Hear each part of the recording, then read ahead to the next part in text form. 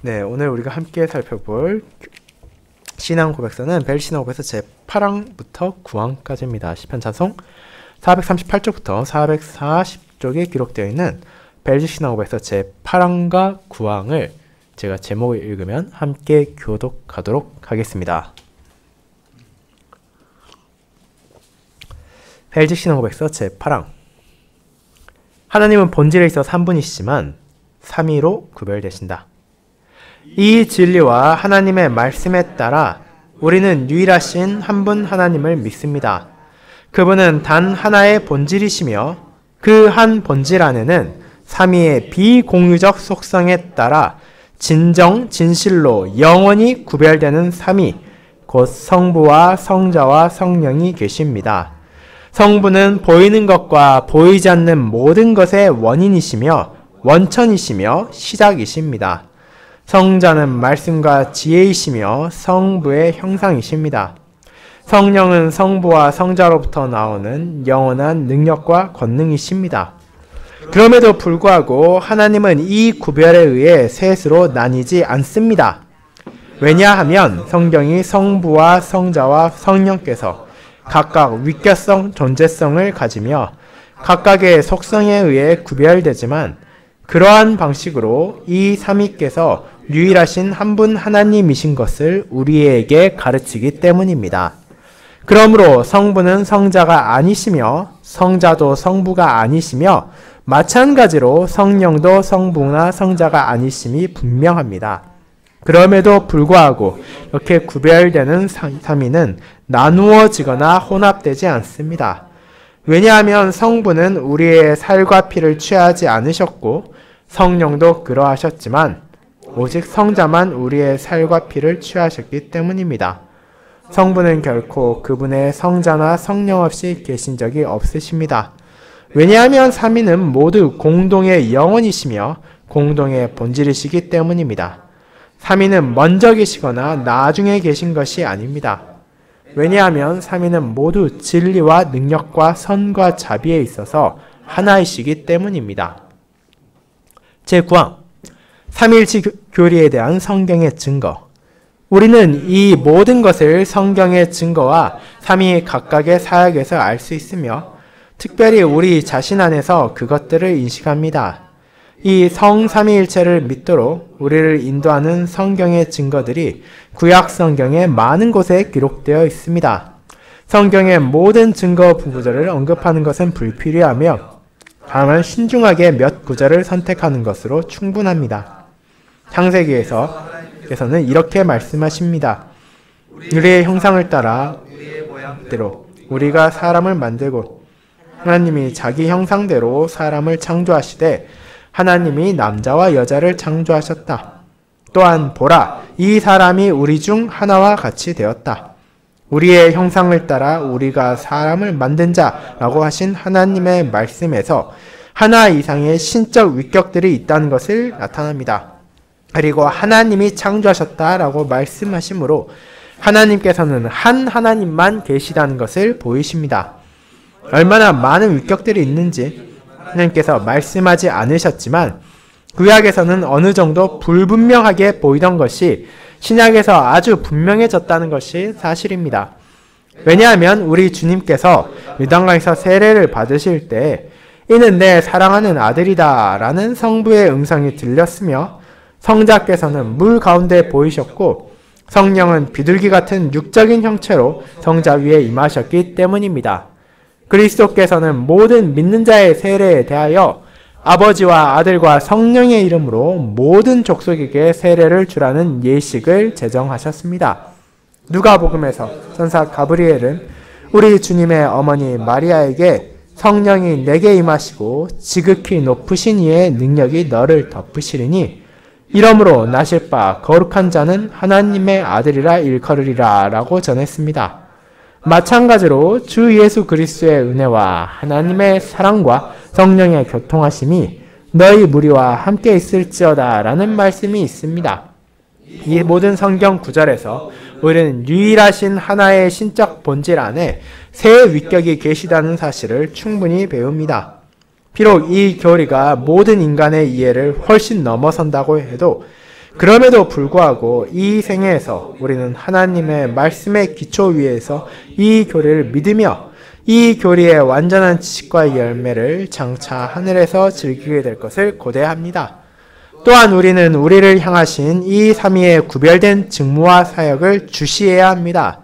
성부는 그분의 능력으로 인해 우리의 창조주로 불리시며 성자는 그분의 피로 인해 우리의 구주와 구속주로 불리시며 성령은 우리 마음에 거하심으로 인해 우리의 성화주로 불리십니다. 성삼위일체의 교리는 사도시대 이후 오늘날까지 유대교와 이슬람교에 대항하여 그리고 정통교부들에 의해 공정하게 정제된 말시온, 마니교, 프락세아스, 사벨리우스, 사모사타의 바울, 아리우스와 같은 거짓 기독교인들과 이단들에 대항하여 참교회에서 유지되며 보존되어 왔습니다.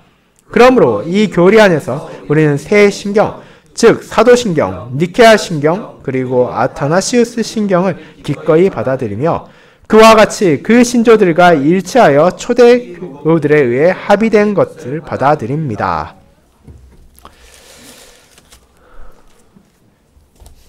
말씀 묵상 후에는 이 새 윗겨이신 한 분 하나님을 고백하는 아타나시우스 신경의 일부를 함께 고백한 후 찬송 4장 1, 2, 3, 4절을 함께 부르도록 하겠습니다. 사랑하는 주 예수 그리스도 안에 있는 형제 자매님들, 우리가 살아가며 배워가는 많은 것들 가운데는 처음 그것을 접했을 때는 전혀 이해할 수 없어 보이는 것들도 많습니다. 아직 덧셈 뺄셈이 무엇인지도 제대로 모르는 4-5살 아이에게 미분 적분 공식을 가져다 두고 이것을 풀어보라고 말한다면 그 어떤 아이도 이를 풀 수 없을 것입니다. 마찬가지로 한국 역사에 대해 전혀 모르는 외국인한테 훈민정음을 만든 사람 누구인지 아냐고 물어본다면 그것을 답할 수 있는 사람도 없을 것입니다. 그 사람들에게 그런 질문은 그저 온전히 이해할 수 없는 이상한 것처럼 보일 수 있습니다. 그리고 우리는 아직 배우지 못했기에 알지 못하는 것을 다양하게 경험하곤 합니다. 하지만 그런 것들, 우리가 세상에서 만나게 되는 이해할 수 없는 것이라 보이는 것 중 대다수는 익히는데 특별한 요건을 필요로 하지 않는 한 충분한 시간을 들여 노력하고 배워간다면 알게 되는 것입니다. 대부분의 학문이 그러하고 기술이 그러합니다. 그렇게 그런 것들은 실제로는 이해할 수 없는 것이 아니라 그저 내가 아직 알지 못하고 배우지 못한 것에 불과합니다. 그렇게 인류는 과거에는 이해할 수 없다 생각되던 많은 것들을 파악하고 알 수 있게 되었습니다. 그리고 이제는 진정한 의미에서 사람이 정말로 이해할 수 없다고 할 만한 것은 거의 남지 않은 것처럼 보입니다. 하지만 아무리 우리들이 노력하고 우리가 지혜를 모은다 하더라도 특정한 시기가 오기까지 그 누구도 완벽하게 이해할 수 없는 것이 있습니다. 그것은 바로 모든 신자들이 고백하고 의지하며 소망을 두고 위로를 받는 대상이신 새 위격이신 한 분 하나님에 대한 진리입니다. 그것은 우리의 부족한 지혜로는 도무지 온전히 파악할 수 없습니다. 우리의 능력으로는 그것을 동일하게 재현할 수도 없고 똑같은 관계를 찾을 수도 없습니다. 우리가 아는 어떤 비유로도 이를 완벽히 설명하는 것은 불가능하고 오히려 그런 것에 집착한다면 그것을 잘못된 가르침으로 나아가게 하기도 합니다. 그와 같은 삼위일체 진리는 신자들에게 완벽히 이해하기 위해서가 아니라 그것을 믿음으로 받아들이게 주어졌습니다. 그리고 그것을 받아들이는 것이 신자에게 진실로 중요하기에 그것을 그저 얼버무리거나 외면하는 것이 아니라 참되다 고백하며 그 믿음을 붙잡아야 하기에 신조를 통해 신자는 우리의 이해를 넘어선 삼위일체를 고백하게 됩니다. 저는 그런 삼위이신 한 분 하나님에 대해 고백하도록 하는 벨신앙법에서 제 8항과 9항을 우리는 새 위격이신 한 분 하나님을 믿습니다 라는 제목으로 설교하고자 합니다. 그리고 이를 두 부분으로 나누어 우리가 어째서 이 진리를 믿을 수 있는지와 그리고 믿어야 하는지를 살피고 그럼에도 이 진리를 부족한 우리가 온전히 이해할 수 없다는 사실을 인정하도록 하겠습니다. 첫 번째, 우리는 말씀이 전하는 삼위일체 하나님을 믿습니다. 두 번째, 우리는 온전히 이해할 수 없는 삼위일체 하나님을 믿습니다. 라는 두 가지 소주제로 알아보겠습니다. 먼저 첫 번째, 우리는 말씀이 전하는 삼위일체 하나님을 믿습니다에 대해 알아보겠습니다. 형제자매 여러분, 우리는 그동안 매해 함께 고백하고 위로를 나누었던 하이델베르크 교리문답을 잠시 뒤로 하고 그와 함께 개혁교회의 새 일치신조 가운데 하나인 벨직 신앙고백서를 살피고 있습니다. 이 신앙고백서의 역사적인 배경을 살피므로 성도에게 믿음이 얼마나 무거운 것인지를 우리는 알게 되었고, 제1항과 2항에 대해서는 우리의 유일한 믿음의 대상이신 한 분 하나님을 고백하고 그분께서 자신을 어떻게 계시하시는지를 알게 되었습니다. 그럼 우리는 그런 믿음의 대상이신 하나님을 어떻게 알 수 있습니까? 그것은 우리가 학문을 탐구한다고 되는 것도 아니고 골방에 들어가 문을 걸어 잠그고 끝없이 명상을 한다고 알게 되는 것도 아닙니다. 사람은 오직 하나님께서 자신을 계시하시는 방식을 통해서만 그분을 알 수 있게 됩니다. 그분께서는 자연을 통해 그분의 위엄을 드러내시고 그분의 끝없는 권능과 선하심을 증거하십니다. 그러나 그런 자연마저도 참아 담을 수 없는 그분의 구속사에게 놀라움과 한량없는 은혜, 그리고 우리의 구원에 필요한 복음의 진리들은 다른 어디서도 아닌 오직 그분의 말씀 안에서만 발견하게 됩니다. 그리고 신자는 오직 믿음으로 자연히 선포하는 하나님의 장엄하심과 복음이 전하는 그분의 말씀을 진리로 받아들이게 됩니다. 거기에서 이어진 질문이 바로 지난주에 나누었던 제3항부터 제7항까지의 내용이었습니다. 하나님에 대해 우리가 성경을 통해 알 수 있다는 것, 좋습니다. 그렇다면 정작 성경이 무엇이기에 우리가 그토록 신뢰하고 믿을 수 있냐는 것입니다.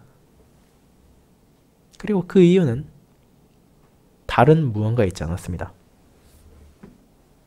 이는 모든 신자는 성경이 진실로 하나님의 말씀임을 믿기 때문이라는 이유였습니다.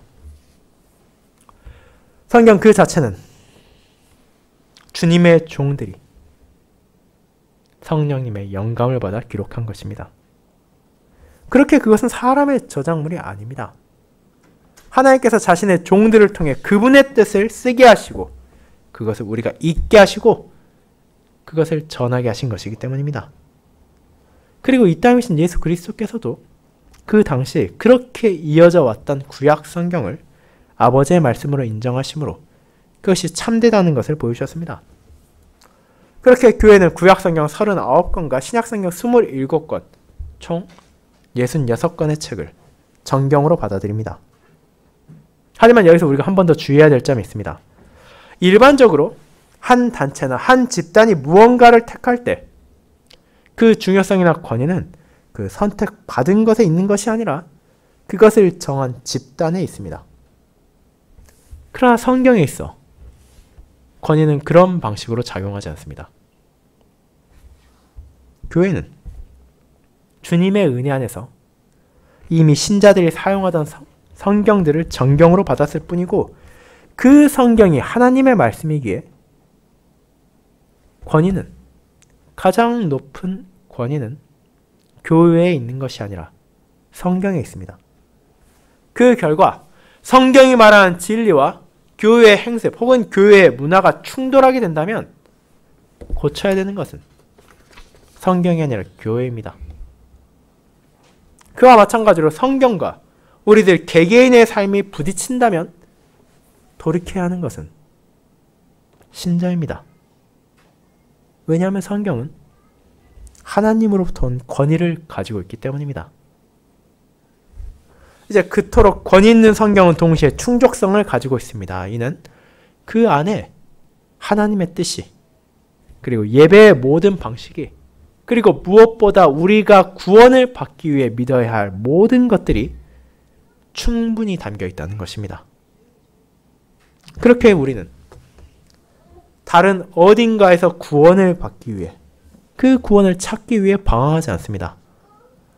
하나님의 말씀인 성경은 구원이 오직 그분의 은혜를 통해서만 주어진다는 것을 분명하게 선언하고 있기에 오직 그 사실을 믿으며 나의 노력이나 세상의 다른 방식을 통해 구원을 얻거나 그 구원에 기여하기 위해 노력하는 것이 아니라 순전하고 놀라운 은혜에 감사하며 그 감사에 합당한 삶을 살기 위해 다시 은혜를 구하는 것입니다. 그런 삶을 우리가 살 수 있고 살아야 함은 그 복음을 전하는 성경의 절대적 권위를 가지고 있고 또 구원에 필요한 모든 것을 전하는 하나님의 말씀이기 때문입니다.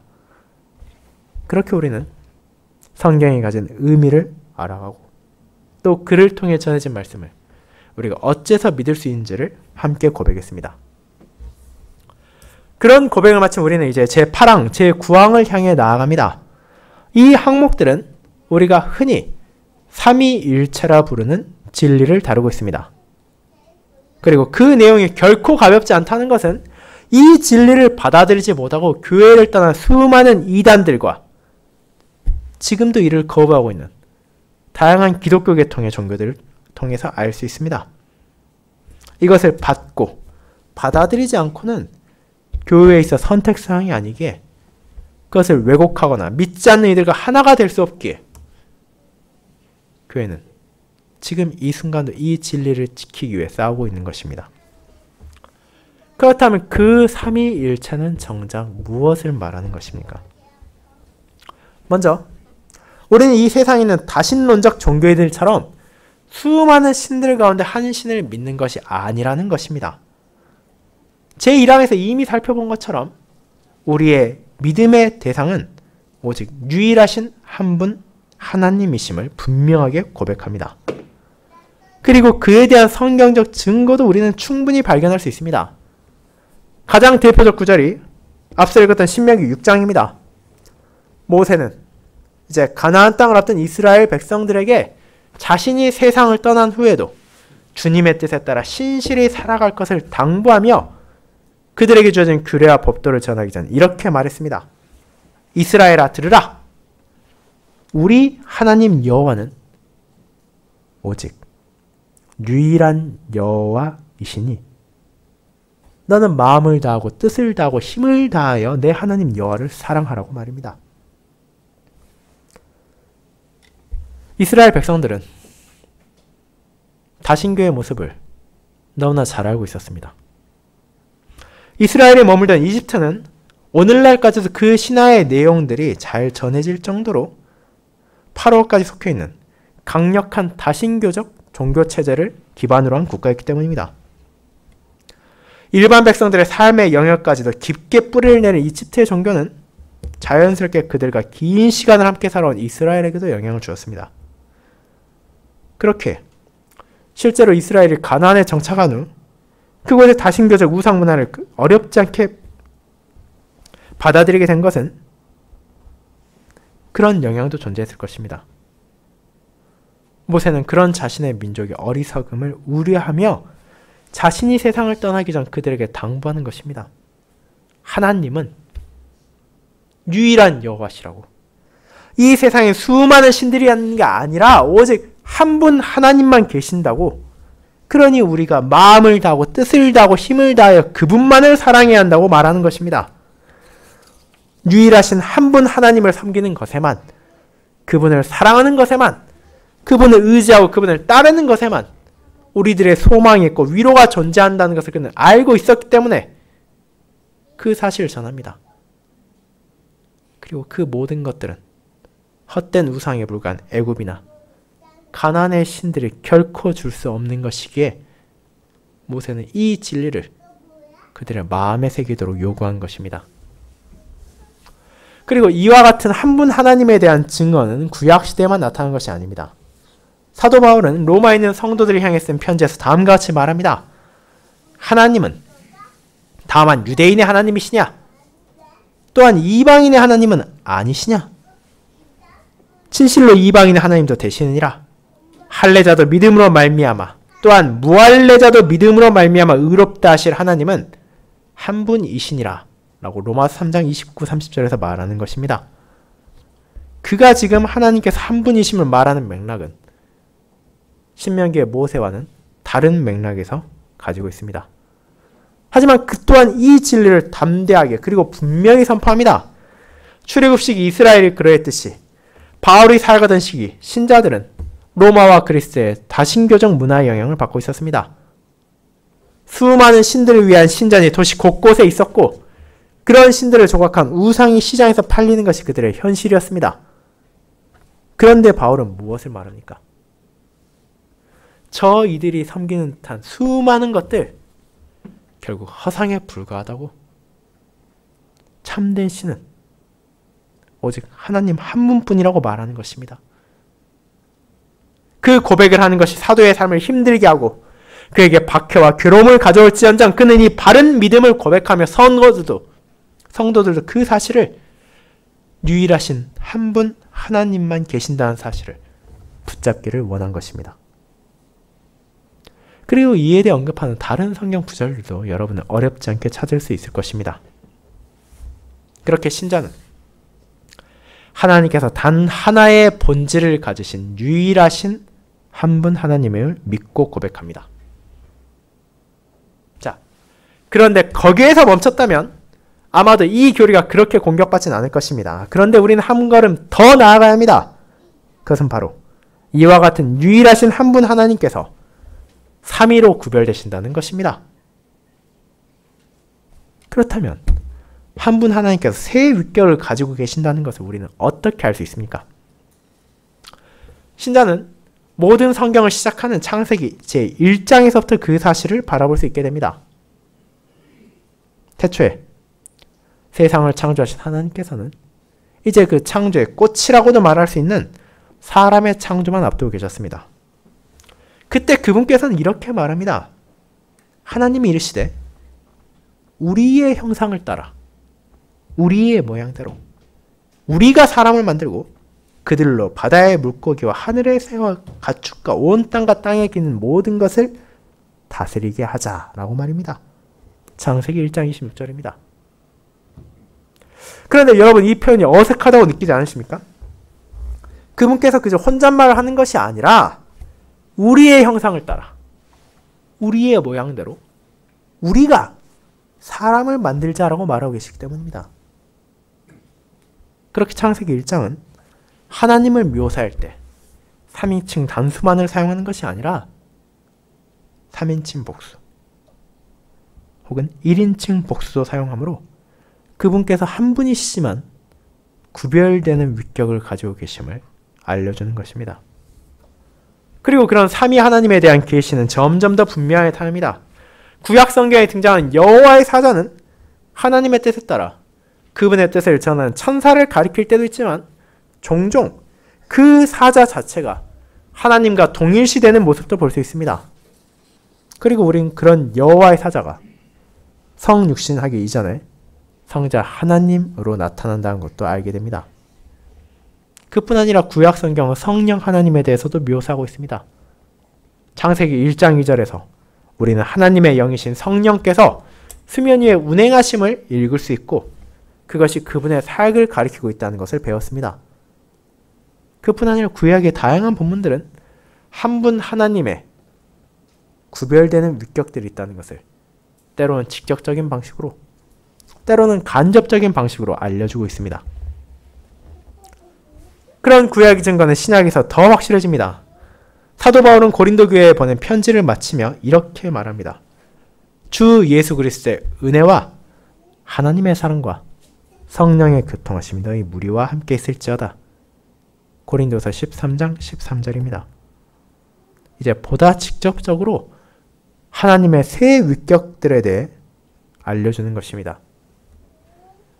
그와 다른 사도들의 서신 안에서도 삼위이신 하나님에 대해 드러나고 있음을 여러분은 벨신앙 고백서가 인용하고 있는 다양한 본문들을 통해서 찾을 수 있을 것입니다. 그와 같은 한 분 하나님에 대한 증거 그리고 그분의 세 위격에 대한 증거를 가장 확실히 전해주신 분은 삼위 가운데 한 분이신 성자 하나님 예수 그리스도이십니다. 대표적으로 그분께서는 마가복음 12장 29절에서 자신을 함정에 빠뜨리려는 바리새인들과 서기관들을 향해 앞서 읽은 신명기 6장을 인용하여 답하십니다. 곧 우리 하나님은 유일한 주시라. 세 주가 계신 것이 아니라 유일한 한 주만이 계시다는 것을 그분께서 이렇게 확증하신 것입니다. 그뿐이 아니라 요한복음 10장에서는 이렇게도 말하십니다. 나와 아버지는 하나이니라고 말입니다. 요한복음 10장 30절입니다. 그렇게 하나님의 한 분 되심을 부정하는 자는 우리의 주이신 예수 그리스도를 부정하는 것이며 결국 자기 구원을 부정하는 것입니다. 그렇게 우리는 한 분 하나님을 확실히 믿고 고백합니다. 그뿐 아니라 예수 그리스도께서는 삼위에 대해서도 다양한 방식으로 증거하셨습니다. 우리는 그분께 세례를 받으실 때 성부 하나님의 목소리가 들렸으며 성령 하나님께서 비둘기와 같은 형태로 성자 위에 임하심을 보게 됩니다. 그렇게 우리는 새 위격이 우리의 구속을 위한 사역에 함께한다는 것을 보게 되는 것입니다. 그뿐 아니라 예수님께서는 이 삼위일체 교리의 가장 핵심적 본문이기도 한 구절을 마태복음 28장 우리가 앞서 읽은 부분에서 전해주셨습니다. 부활하신 그분께서 자기 제자들에게 복음을 전파하라는 명령을 주시고 어떻게 파송하십니까? 그러므로 너희는 가서 모든 민족을 제자로 삼아 아버지와 아들과 성령의 이름으로 세례를 베풀고 내가 너에게 분부한 모든 것을 가르쳐 지키게 하라. 볼지어다 내가 세상 끝날까지 너희와 항상 함께 있으리라 하시니라. 마태복음 28장 19절 20절입니다. 그분께서는 하나님의 이름으로만 세례를 주라고 하지 않으십니다. 아버지와 아들과 성령의 이름으로 세례를 베풀라 말하십니다. 그렇게 우리는 새 위격이 참 하나님이실 뿐 아니라 동등하심을 깨닫게 되는 것입니다. 사랑하는 자녀 여러분, 우리는 성경 곳곳에서 그와 같은 삼위일체의 증거를 보게 됩니다. 한 분 하나님께서 우리의 하나님이시고 유일하신 주이십니다. 그와 같은 공의적 속성 안에서만이 아니라 그분의 새 위격, 성부와 성자와 성령께서는 각각의 비공의적 속성에 따라서 우리를 위한 사역을 멈추지 않으십니다. 성부 하나님의 경륜, 그분의 영원한 뜻과 계획 안에서 성자 하나님께서 이 땅에 오셔서 죄인을 위한 구속 사역을 성취하셨고 아버지 우편에 앉아 그 중보 사역을 계속하실 뿐 아니라 성령 하나님께서 그런 주님의 백성들 안에 거하시며 그들을 새롭게 하시고 그들을 격려하시며 그들이 진리 안에서 자라갈 수 있도록 믿음을 심으시고 그 믿음을 자라가게 하십니다. 이제 그런 진리를 안다면 삼위일체 하나님을 믿고 고백하는 것이 우리의 구원과 별개의 것이 아님을 깨닫게 됩니다. 새 위격 가운데 단 하나의 사역이라도 빠진다면 죄인인 우리가 구원받을 수 없기 때문입니다. 그렇게 우리는 이 고백을 나의 고백으로 받아들이고 이 믿음을 나의 믿음으로 삼아서 삼위일체를 고백해야 하며 그 믿음 안에서 위로와 기쁨을 받아야 합니다. 그리고 그 믿음은 비록 이 진리가 내 부족한 지혜로 완전히 이해할 수 없음에도 의심과 불평 없이 받아들임으로 드러날 것입니다. 그것이 두 번째, 우리는 온전히 이해할 수 없는 삼위일체 하나님을 믿습니다로 이어집니다. 성도 여러분, 그와 같이 제8항의 제목이기도 한 하나님께서 본질에 있어서는 한 분이시지만 삼위로 구별되신다는 사실은 성경에서 증거되고 있습니다. 그리고 제9항에서 나오듯이 이 진리는 참교회에서 항상 유지되고 보존되어 왔습니다. 하지만 그럼에도 우리가 인정해야 할 사실이 있습니다. 그것은 이 진리가 사람의 부족한 지혜로 완벽하게 이해할 수 있는 것이 아니라는 점입니다. 삼위일체는 논리로 받아들일 수 있는 것이 아닙니다. 1 더하기 1 더하기 1이 3이라는 것은 이제 막 산수를 배우기 시작한 어린 자녀도 알 수 있을 정도로 명백한 사실입니다. 어떻게 새 위격이 계시는데 성부와 성자와 성령이 계시는데 한 분 하나님이라 할 수 있냐는 의문은 우리 안에 끊임없이 들 수 있습니다. 그리고 그런 의심이 점점 자라가면 우리는 사람이 이해할 수 있는 방식으로 이 삼위일체를 어떻게든 재단하고자 하는 생각을 하게 됩니다. 그런데 그 결과가 무엇입니까? 그것은 교회의 역사에서 멈추지 않고 나타나는 삼위일체를 부정하는 거짓 교사들과 그들을 추종하는 이단들이었습니다. 3세기에 나타난 사벨리우스는 이 진리를 거부하고 하나님께서는 새 위격을 가진 것이 아니라 한 사람이 각각 다른 상에서 다른 직위를 가진 것처럼 하나님께서도 그러하셨다는 양태론을 주장했습니다. 예를 들어 제가 교회에서는 목사이지만 집으로 돌아가면 남편이자 아버지인 것처럼 하나님께서도 그때그때 상황에 따라 그저 다른 직위를 드러내셨을 뿐이라고 말입니다.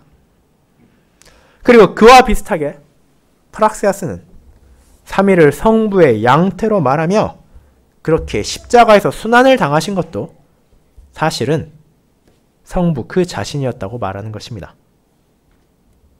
한편에서는 그와 다른 방향으로 삼위일체를 부정한 일도 있었습니다.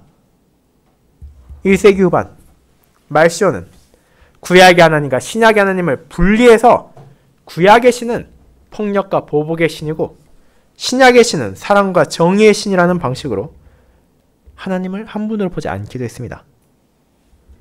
또한 아리우스는 그리스도의 신성을 부인하고 성자 하나님을 성부의 피조물로 보려고 하기도 했습니다.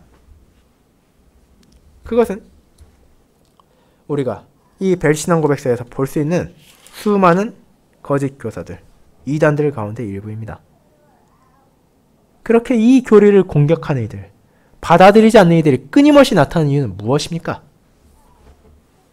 근본적으로 이 교리, 이 진리를 우리가 완벽하게 이해할 수 없기 때문입니다. 그리고 이해할 수 없는 것을 이해하기 위해 틀을 억지로 만들어 규정하려 한다면 결국 그것은 그 본질을 파괴할 수밖에 없는 것입니다. 그렇게 우리 인간의 지혜로 생각할 수 있는 어떤 비유라 하더라도 삼위일체를 완벽하게 설명할 수는 없습니다. 그 안에는 무언가 부족함이 있고 잘못된 것이 포함될 수밖에 없기에 그런 방식으로 억지로 삼위일체를 우리의 한계 안으로 끌어내리려 한다면 결국 그것은 그 진리를 부정하는 방식으로 이어질 것입니다. 그렇다면 이는 우리에게 어떤 자세를 요구합니까? 우리가 함께 고백한 제9항은 이런 고백을 하게 합니다. 비록 이 교리가 모든 인간의 이해를 훨씬 넘어선다고 해도 그럼에도 불구하고 이 생에서 우리는 하나님의 말씀의 기초 위에서 이 교리를 믿으며 이 교리의 완전한 지식과 열매를 장차 하늘에서 즐기게 될 것을 고대합니다. 이 교리가 우리의 이해를 벗어난다는 사실을 드그레는 부인하지 않습니다. 하지만 그것이 우리가 이를 받아들일 수 없고 믿을 수 없게 만든다는 것은 아닙니다. 하나님은 거룩하시고 지엄하신 분이시기에 그분에 대해 이해할 수 없는 것은 삼위일체만 있는 것도 아닙니다. 우리는 그분께서 우리의 구원에 필요한 것들을 충분히 계시하셨다는 것을 알지만 그렇지 않은 것들은 그분의 선하신 뜻 안에서 감추어 주셨다는 것도 고백하고 있지 않습니까? 그럼에도 우리가 그와 같은 것을 믿는 것처럼 삼위일체의 진리도 믿고 고백할 수 있습니다. 왜냐하면 그분께서 자신의 말씀 안에서 이를 드러내셨기 때문입니다. 그 사실을 알고 있기에 교회는 고난과 분열을 겪으면서도 이 진리를 사수하기 위해 최선을 다했습니다. 시편 찬송에서 새 일치 신조에 앞서 나오는 에큐메니컬 신경들, 다르게 말하자면 보편 신경들 가운데 단 하나도 예외 없이 이 삼위일체를 중요하게 다루고 있습니다. 그중 가장 간략하게 진리를 요약한 사도신경조차도 삼위 하나님의 사역을 고백할 뿐 아니라 니케아 신경도 삼위 하나님에 대한 진리를 지키고 있습니다. 특별히 우리가 이후에 고백할 아타나시우스 신경 또한 보다 세심하게 이 부분을 다루어 고백하게 합니다. 그것의 사망과 사항은 이렇게 말합니다. 이 보편적인 신앙은 우리가 위격들을 혼동하거나 본체를 분리하지 않고 삼위이신 한 분 하나님, 일체이신 삼위를 예배하는 것입니다.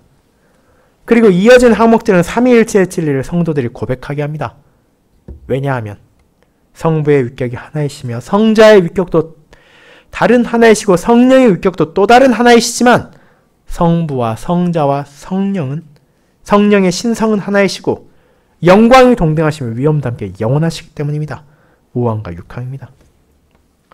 이런 고백들 안에서도 깨달을 수 있지만 교회의 신앙 고백은 이 진리를 성도들이 믿고 고백할 수 있도록 인간적인 비유를 일절 사용하지 않습니다. 그것은 삼위일체를 온전히 드러낼 수 없을 뿐 아니라 오해를 불러일으킬 수 있다는 것을 알고 있기 때문입니다. 그렇게 보편신종만이 아니라 새 일치신조 가운데서도 이 부분을 직접적으로 다루고 있는 벨지신앙고백서와 하이델베르크 교림답도 이 삼위일체에 대해서는 그저 그것을 인정하고 받아들이며 고백할 뿐입니다. 그것이 하나님의 말씀 안에서 계시된 그분 자신에 대한 진리이기 때문입니다. 사랑하는 여러분, 그렇게 우리는 나의 지혜로 이해할 수 없는 하나의 사실을 함께 믿고 고백합니다. 하지만 그 사실이 우리를 좌절하게 하거나 우리를 힘들게 해서는 안 됩니다. 분명 지금 이 땅의 삶에서 우리는 이 놀라운 진리를 파악할 수 없습니다. 하지만 그것이 우리가 영원히 이를 알 수 없다는 것은 아니기 때문입니다.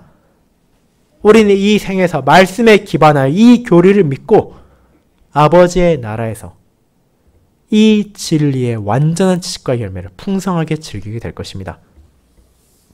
그리스도의 날, 우리에게 주어질 놀라운 은혜는 우리가 감히 알 수 없던 하나님의 영광에 대해서도 깨닫게 하므로 우리를 더욱 기쁘게 하고 더욱 감사하게 만들 것입니다.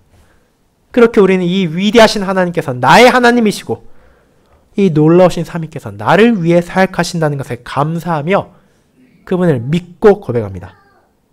그리고 나의 지혜를 넘어선 이와 같은 하나님의 진리에 대한 믿음과 고백은 내 삶에서 어떤 이해하기 힘든 것처럼 보이는 일이 찾아온다 하더라도 그분의 선하심만을, 그분의 신실하심만을 믿고 고백하도록 할 것입니다. 그리고 그것이 나의 위로이며 소망입니다. 그렇게 이 진리를 붙잡으며 이번 한 주를 살아가도록 합시다. 유일하신 한 분 하나님, 삼위로 역사하시는 우리 하나님께서 그 진리를 믿고 고백하는 저와 여러분과 함께 하시며 그런 우리를 선하게 그분의 뜻에 따라 인도하실 것입니다. 아멘.